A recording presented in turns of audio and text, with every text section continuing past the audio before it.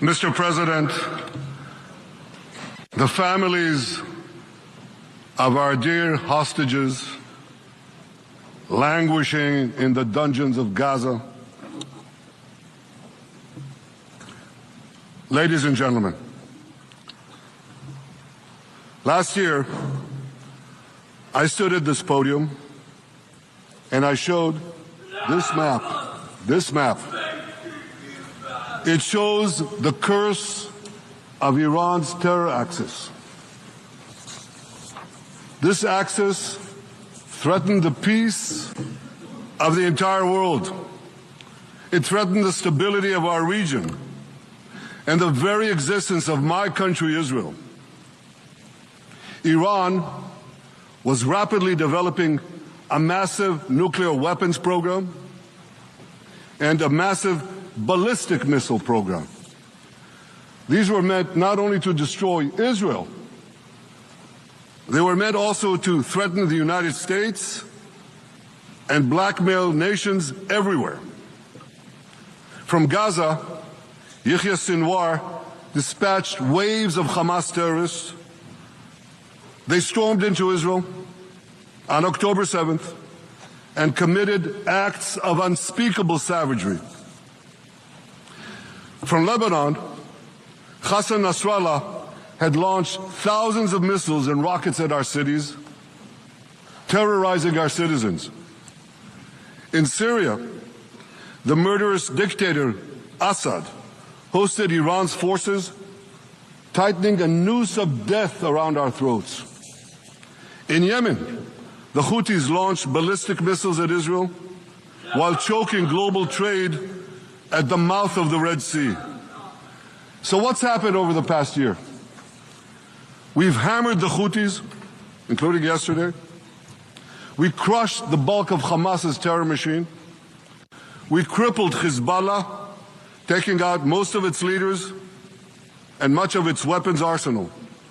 You remember those beepers, the pagers? We paged Hezbollah, and believe me, they got the message. And thousands of terrorists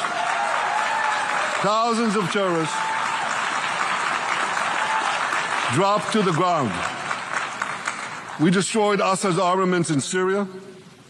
We deterred Iran's Shiite militias in Iraq. And most importantly, and above anything else that I could say to you or that we did in this past year, in this past decade, we devastated Iran's atomic weapons and ballistic missiles programs.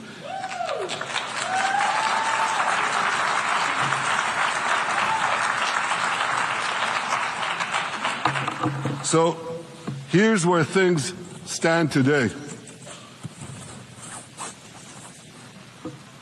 Half the Houthi leadership in Yemen, gone. Yahya Sinwar in Gaza, gone. Hassan Nasrallah in Lebanon, gone. The Assad regime in Syria, gone. Those militias in Iraq, well, they're still deterred. And their leaders, if they attack Israel, will also be gone. And for Iran's top military commanders and its top atomic bomb scientists, well, they're gone too.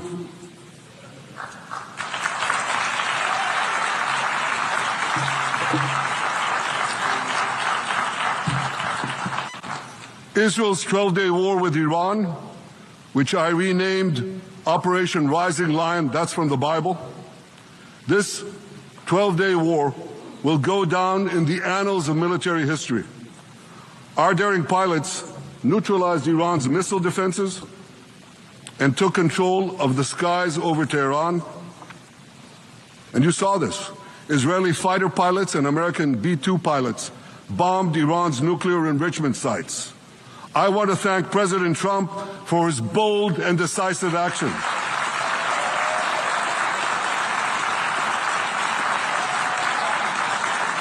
President Trump and I promised to prevent Iran from developing nuclear weapons, and we delivered on that promise.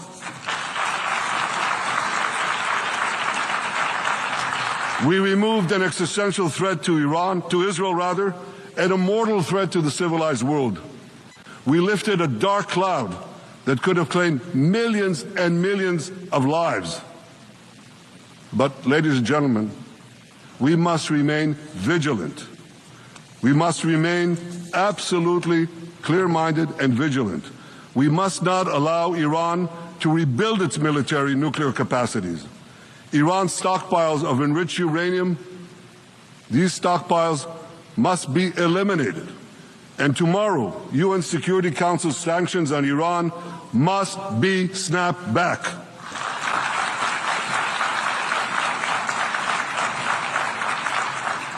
Thanks to the resolve of our people, the courage of our soldiers, and the bold decisions we took, Israel rebounded from its darkest day to deliver one of the most stunning military comebacks in history.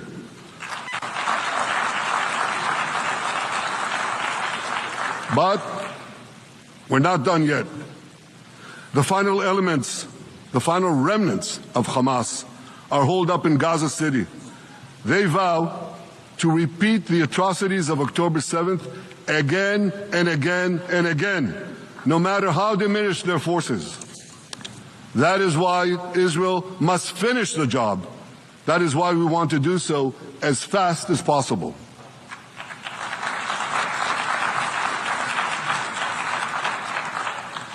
Ladies and gentlemen, much of the world no longer remembers October 7th. But we remember. Israel remembers October 7th. On that day, well, I'll tell you, you can remember October 7th too. You see this large pin here?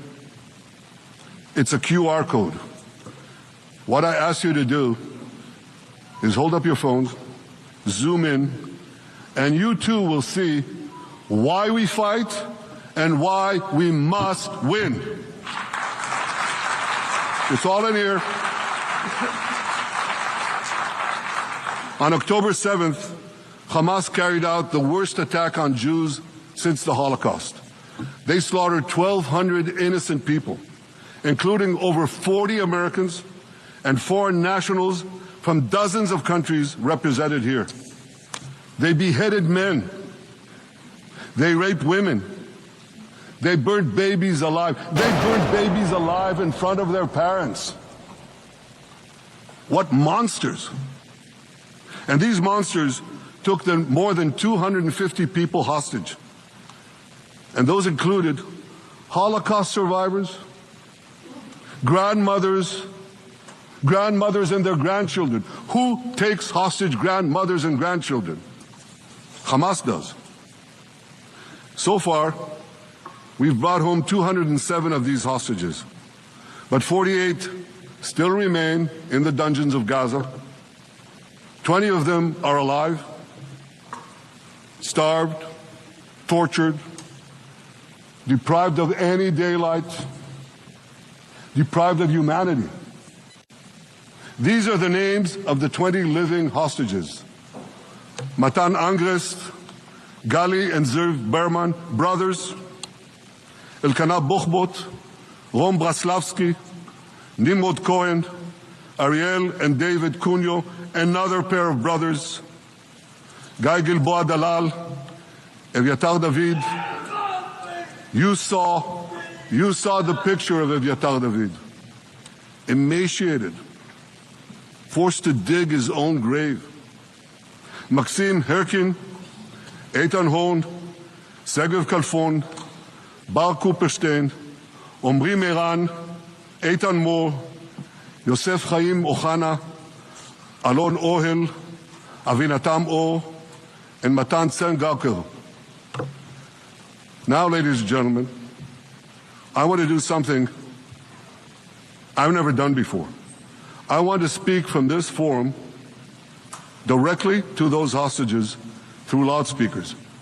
I've surrounded Gaza with massive loudspeakers connected to this microphone in the hope that our dear hostages will hear my message. And I'll say it first in Hebrew and then in English. Achenu hagiburim, מדבר ראש הממשלה בנימין נתניהו. אני פונה עליכם מעל בימת האו"ם.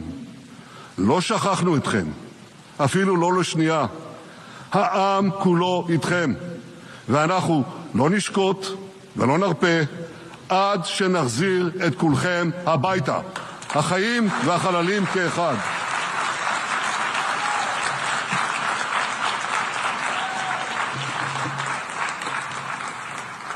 Our brave heroes. This is Prime Minister Netanyahu speaking to you live from the United Nations. We have not forgotten you, not even for a second. The people of Israel are with you. We will not falter and we will not rest until we bring all of you home.